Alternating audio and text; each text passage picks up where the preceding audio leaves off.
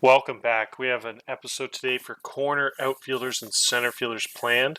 We have quite a few names on these lists. I want to do both in one episode. So one will kind of spoil the other anyways, seeing who's ranked who. So my parameters for this are I have anyone I think, in my opinion, is like a legitimate center fielder that can play like a zero zone range type center field, not like a guy that obviously gets killed in center field minus 15 zone range. It's anyone I think is like pretty much good enough to start. There's some teams that have multiple guys, so some guys start right. So I'll actually list them both as center fielders if I feel there's both legit center fielders who a few teams have, like Oakland, and there's a couple guys that have really rangy guys in the outfield and the corner outfield spots. So the corner guys I'm going to rank that are legitimate corner guys like the Juan Sotos of the world that can't play in the middle. And then the middle you'll see about 14 names or so top-notch ones. So in the outfield, I'm going to start pretty far down. I'm kind of considering left field and right field the same position, corner outfielders. So there's going to be a few more names in the general top 10. So we're going to go all the way down to, let's see here. We're going to go down to like almost 20 here. So we're going to go Austin Hayes. I wanted to just start the list with Austin Hayes because he's just been too solid and underappreciated, I think, from a lot of people to I thought it'd be fun to highlight him. He's got some really cool seasons in him. He's got multiple 30 home run seasons. He can play. He used to be able to play in the center field, but now he's definitely more of a corner guy. But a guy that lights up the sky with 30 bombs a year. Doesn't have a great eye, but really brings a lot else to the table. Pretty much everything else that you need. Huge OPS plus of almost 130. Good base runner. Good stealing, good arm, good work ethic, good home run power. So this is a really cool all-around profile. Next up, we have Dylan Carlson. Dylan Carlson is having a huge down season, but I wanted to put him here just because I think he has a really cool skill set. I think, as you can see, he came to Washington, seems to be hitting a lot better than he was in Toronto this season. But yeah, if you look at his past seasons, he's been really solid. He had a huge eye early in his career potential and crazy 55-70 hit tool when the game starts, so he's a pretty top-notch prospect. Didn't quite live up to that quite, but he did have some fantastic years. Really was, I guess, that good early on for St. Louis. As you can see here, he had a 47 home run season, then he had a 46 home run season. So the guy's got killer high-end ceiling. He's just been a little bit weak this season, but if you look at the years before, he's been really solid. I think just with plus power, plus eye, plus space stealing, plus contact, just things a lot of tools there. Wouldn't be surprised if he has another 4 more season in him next year or something. So that kind of puts him around the 18 to 20 range. Right above them, you get Aaron Judge, who is starting to regress quite a bit, but it's still just a crazy profile. He's still such an amazing fielder, 70 right field rating.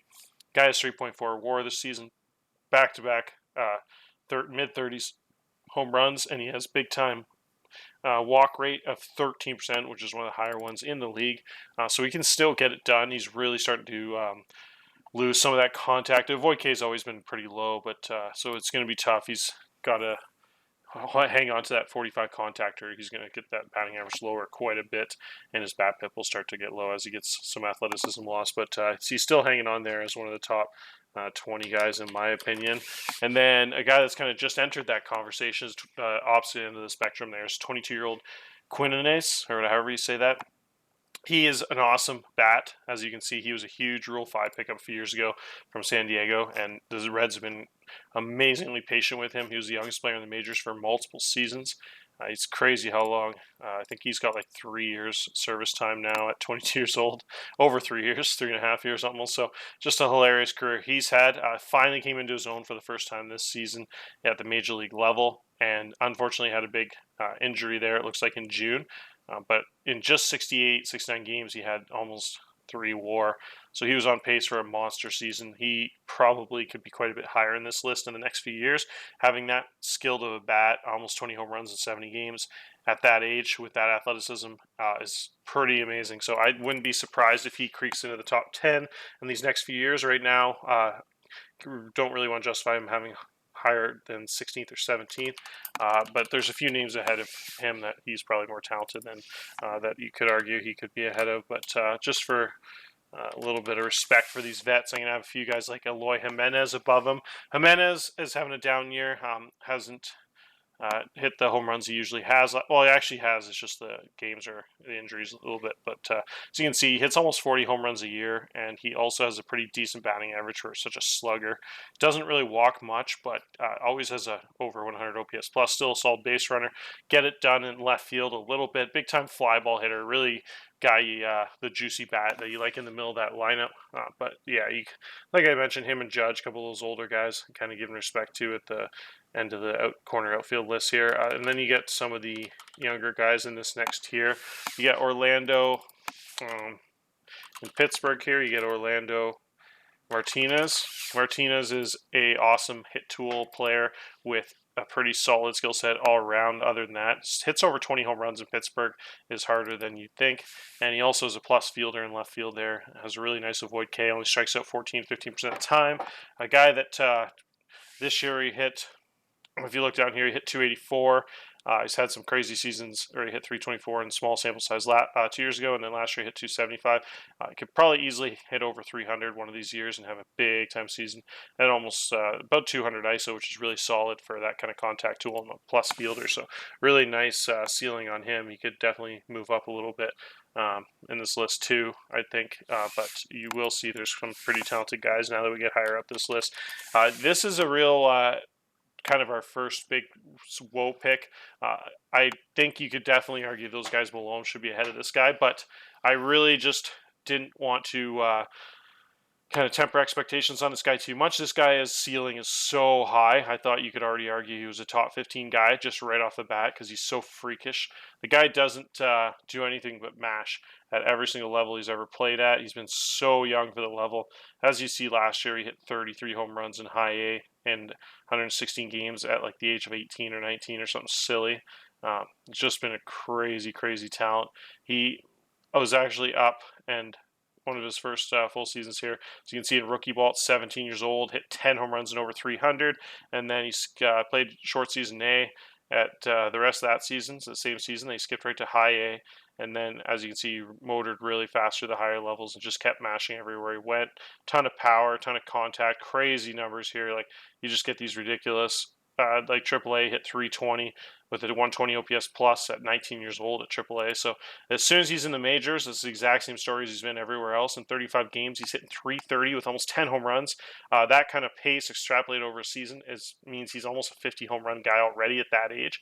So like I said, you could probably it's hard to put a guy this young that's accomplished so little ahead of all-timers like Eloy Jimenez and Judge, who have hundreds of home runs. But I think this guy could easily be one of the best players in baseball soon. Probably more of a left fielder. I think he'll probably learn that in spring training, but could get away in right field with just a tad below average defense with how good his bat is. He has a chance to put up some monster seasons with a ton of power there in Arizona. So really exciting to see what he can accomplish in his young career. So you can see a couple games like this season already. We're just like 2 for 5, 2 home runs, 6 RBIs in a game. It's just amazing. So that guy is a really exciting young player. Right above him, you get the old guy, so you go right from the 20-year-old right to the 34-year-old.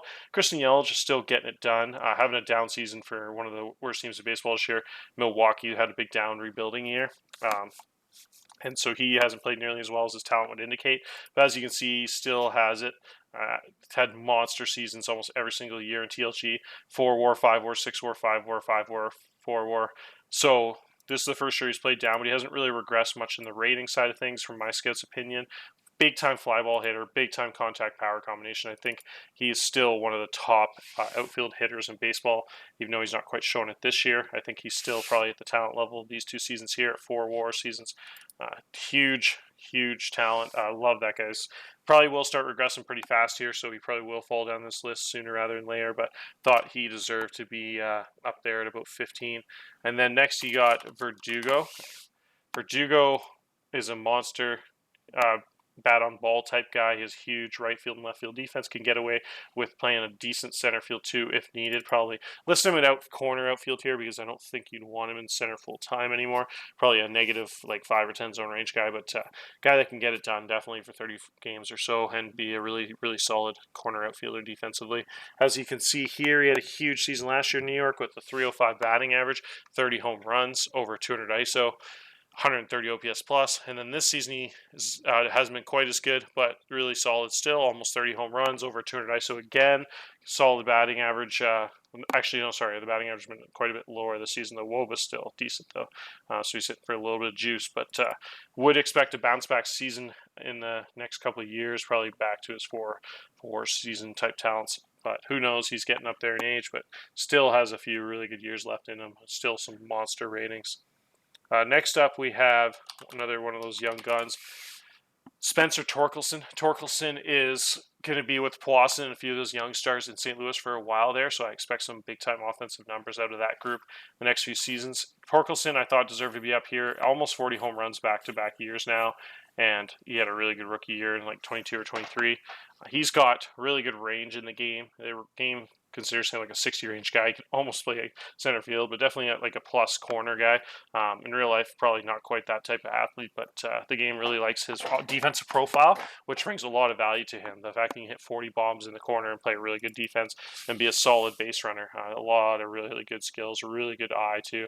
Like 11% walk rate last year, 11.5. This year's 10. So just a really, really good guy now that we're getting close to this top 10 guys. So I think this is number 11 or 12 here coming up. Riley Green. Riley Green is a guy that's finally living up to expectations these last few seasons.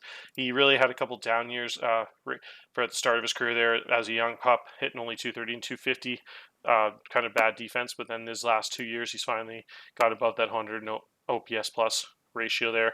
And this year, he's been really solid. In Detroit, that's a really hard park to hit in. Would expect his numbers to explode if he was in another team. Still almost a 3-WAR guy, but I think talent-wise, he's even better than that. He has 70 stealing, 70 contact, a true 5-tool player. Can do anything on the baseball field, steal, throw guys out, play really good defense, hit for a ton of power, has a really good eye. So just amazing, amazing talent. Love those 5-tool guys. So fun in real life when you're watching scouting and stuff too. Always like those guys as a kid since Vladimir Guerrero types. And you got Alec Thomas above that. Alec Thomas has such an awesome hit tool. The stats are getting a little bit juiced in Coors, as you can see. When he jumped over from Mini, his stats went crazy. But he was still like a 5-WAR guy in Minnesota, 315 batting average, 15 home runs. So as you can see, it's not like it's all fake Coors stats or anything. He's definitely still a really good player. I just think the power is getting a little bit juiced from Coors. He's probably more of a 10, 15 home run guy, not a 20, 25 guy. But other than that, everything's legit. He's a really good base runner, really good base stealer, has really solid range in left field. Can't play center field anymore like he used to, but he can give you a few games there as a backup emergency type guy, and just a really, really good fit in Coors there. Those 45, 50 power guys can really play up their power in Coors, so if you have really good contact skills, those guys can put up some awesome offensive seasons. So I love the trade for him that Colorado made. I think he's right on the cusp there, the top 10. This one is another one of those young pups coming up here that I could, some would say maybe I've rated a little bit too highly at this stage in his career. It's more of a scouting report rating, but I think at the same time, not really. Like he hit 30 home runs this season at 23 years old, had a 4-WAR, 13% walk rate is monstrous. One of the best eyes in baseball, probably the best young guy with a big time eye like that. It's going to be like a little Juan Soto. Because crazy on base type numbers and potential. Hit 287, which is awesome. His hit tool is outrageous. This guy was a 26 rounder, amazing TCR talent, change randomness, and good pick by our boy there, Q in Cincinnati. This guy has a really, really exciting profile. I think he has a potential. He's played a lot of DH this year, but I haven't ranked as a corner outfielder, like really solid right fielder, left fielder. They have both really good guys out there in the corners. They got Judson Fabian playing right field and that Quinos guy we had earlier playing left field. I think Cruz Newman will find a way to get some at-bats in the outfield there, and he could put up some monster MVP type offensive seasons. Just an amazing, amazing skill set. Could probably be pretty even higher in this list, probably pretty high as like 3rd or 4th on this list in the next year or two. He is awesome. So right now he's ranked 9th, but I think he could really move up here. Fast. The guy's an amazing talent. So Austin Meadows right now is 8. I gave him the nod over Cruz, even though Cruz is probably a bit more talented at this stage. Meadows has just proved it for so long. I thought I'd reward him in the rankings with how amazingly consistent he's been every single season. Always putting up 3 to 4 WAR. Just a huge skill set with 40 home runs, 24 last year, 32 the year before. Always about 10% walk rate, as you can see. Always 18 or 19% strikeout rate. Really, really good eye, walking quite a bit there. And he also has the athleticism to steal some bases. And he hasn't this year, but he did last year. Still play a plus right field. So just an amazing career Austin Meadows has there in Montreal. And next up, we have Heliot Ramos. Ramos is another young gun that is flying high here, as San Francisco Giants have all year. They've been amazing, playing so well. They're second place in the NL. Actually, no, sorry, they're first place in the NL. They have been just amazing this season. He's another one of those pieces that they've been building around. Him and those two middle infielders are going to be really tough to play against for the next decade. All have incredible contact, and you got Potts and Ramos both like 70, 75 power. It's just scary. I think this guy probably is rated a bit high based on the stats he's had this season, but he also is pretty young and hasn't really reached full potential until just this year contact-wise. And if you look at his splits, you can see, too, he had a cold start there. He hit in the first month there in April, pretty much, he hit 194, and then he had a couple lower months. And then, as you can see, the home runs really started to pick up in the middle of the year. He got 8, 5, and 7 the last few months. So you can see that power's really come along. And now I think his time, he could just kind of explode for like a hit 270 and hit 47 bombs next year and have like 6.3 WAR or something. I think that right now he's got that high leadership, which is nice too. But he got that crazy 75 stealing, could just out of nowhere probably steal 20 bases if he wanted. So it's really interesting that he's not quite playing the scouting report. My scout might be a bit too high on him. Maybe I do have him too high on this list, but I really do think he's that talented. The OSA also thinks so. I think he's got a potential, especially with those guys in the lineup like Luke Leto and Pot setting the table so much. If you get a guy like Ramos hitting third, fourth, and fifth, or whatever he hits to down below those guys, with those guys constantly setting the table, I think Ramos has potential to explode, like I said earlier, for like 47 home runs, 130 RBI, something monstrous like that. It's just really tough to hit home runs in that ballpark, so that might neuter his stats a bit. But really, really, really cool player. I want to keep my eye on for sure. Sandra Fabian was third place in the NL MVP last season. He was the main centerpiece in that trade for Ohtani that I did, and he's gone to the Dodgers, and they've had a little bit of a rebuilding year, and so he hasn't played quite as good as he was last year in Philly, but he's still a really solid player. Still almost 30 home runs this season, and he's hitting 275, over 200 ISO. He's played some really solid all-around baseball. He's got 118 WRC plus, and he's been giving you a decent left field. I think last year he was also around the same -5 zone range, so he's just a bit below average in the field. But with how good his bat is, I think he's definitely got the type of guy that can just keep churning out those 3 and 4 WAR seasons. Has some really nice power and base stealing, big arm out there. So he's I kind of probably might have put him a bit high based on what he did last year, and not his current skill set and going forward. It could have just had a little bit of juice stats at that hitter's park in Philly with me, but I really do think he's just been so consistent for me when I had him over the years, just always getting like almost every single game. It seems like he's going 2 for 4 with a double and a stolen base. It just brings so much value to a baseball club. And like I said, this year a little bit of a down year in the rebuilding Dodgers team, but guy is just a really nice talent with a nasty contact and home run power. Probably in second thought, I probably should have him ranked below Austin Meadows and Ramos, but I think, like I said, probably just rewarding him a little bit for third place MVP finish last season. I mean, it's not like he's super overrated, only being ranked as the 7th best corner outfielder. So I really like, we'll see what he does in the next few years. Robert Gonzalez in Texas is number 6. Gonzalez is similar profile to Fabian, but a lot better defender. He's also super toolsy with that 80 stealing, a spray fly ball hitter, which is huge, can hit for some juice to all fields there. Another guy that probably is playing a little bit below his talent level this season. He's only at 2.3 WAR, hitting 250, but probably has the profile to hit even better. As you can see, he did when he was younger there. A couple seasons, he was 3.3 and 3.8 WAR. Good base runner, good all-around approach, good power, just a really, really solid all-around baseball player. Doesn't have any big weakness at all, just really good everything. Can even get away with a solid center field. Used to be definitely like a legit center fielder with 65 and 70 range, I thought, a couple years ago. Fell down to 60, so he looks definitely like a good fit in right field. But like I said, he can still play center field. Last year when Banninger went down, he played there for like half the season and was respectable. So I really like Gonzalez as a right fielder there, and we have him ranked actually number 5, sorry, not number 6, so number 5. So we're up to the nitty gritty now. Zach Veen is number 4. Zach Veen is a 6'5" contact, huge gap power, 308 hitter, back-to-back seasons hitting 300 in the majors his first 2 years pretty much. He's 36 home runs last year. The power went down a little bit this year. 140 WRC plus. Also a really good fielder. Can give you right around zero zone range in right field with a big-time arm. 65 air. Really good base stealing. Only has 2 stolen base, but should be able to steal a little bit more if they wanted probably, and put up his base running aggressiveness. He's just a really cool all-around player. A lot like the pick right below him, Robert Gonzalez. I think Veen had the little bit of a bump in the ratings. He's one spot ahead just because of how much more output he's had. I know it's Coors, but Gonzalez just played a little bit below his talent level this year and a little bit of last year, so I think Veen got the nod because of that. But both guys are ranked pretty closely at number 3 and number 4. This corner outfield class is very closely ranked right until you get to the top 2. Literally from like 3 to 16 is really not that different. Well, no, sorry, I'd say 3 to 14. I'll name the names real quick.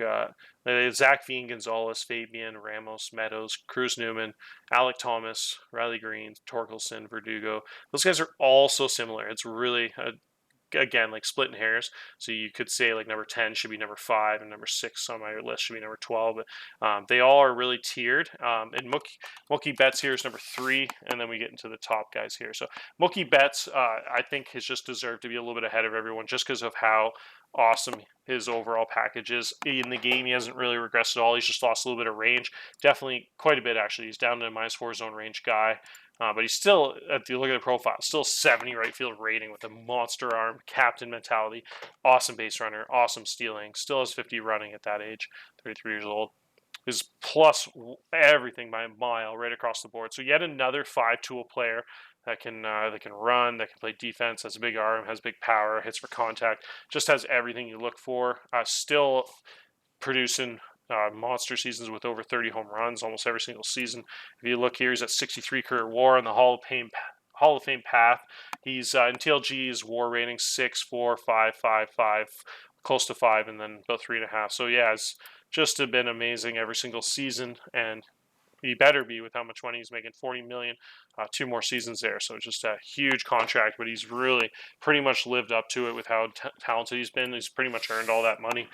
It's been awesome for so long. So I gave him the nod over those 2 young guys, Veen and Gonzalez and Fabian, all them. I think Mookie Betts deserves to be number 3 on this list. Number 2 is Vallejo. Danny Vallejo is 60 range, 70 arm, right fielder. He's put up 3 seasons in a row with 40 home runs. As you see, it is a crazy rookie signing. I forget, what was he again? I think he was an Enter League's free agent from Independent League. And in the offseason, and they signed him to a big, like, 5-year, $80 million deal, and he's just been amazing every single one of those seasons. Right away, I regretted not going for him harder. I just thought it was a little risky at the time. With my payroll, spend $20 million on a guy like this, but he's been worth well over that. Probably worth $35 million a year with how he's been playing, like a Mookie Betts type contract. If you look at his stats, it's just amazing. He's putting up those power numbers in San Diego. It could be 50 home runs in a few other parks. If you're putting up 40 home runs in that stadium, it's just crazy how hard it is to hit home runs there. He's just so good with the bat. 65 power, 65 home run power. So much juice, so much plus contact and plus eye, and just fly ball hitter. Really good defender. I just love his profile. So he's number 2, and then obviously number 1, we have Juan Soto. Juan Soto, there's no real argument here. You don't even have to explain it. Got 10 WAR player in left field. Gives you a solid 0 or -5 zone range type guy in left field, but obviously the bat is what does the damage. So not going to talk about him for much longer. Like I just said, it's pretty obvious why Juan Soto is number 1. One of the top players in baseball, and he's probably the front runner for MVP this season in the NL. Just one of the best seasons ever. Just had a crazy 473 on base percentage. Led the league back-to-back years with 430, 432, and then now he's on pace for 470. So just crazy talents. I'll actually probably split up this episode because I went through quite a bit of names there. I don't want to make the episode too crazy long, so I will do the center fielders next episode.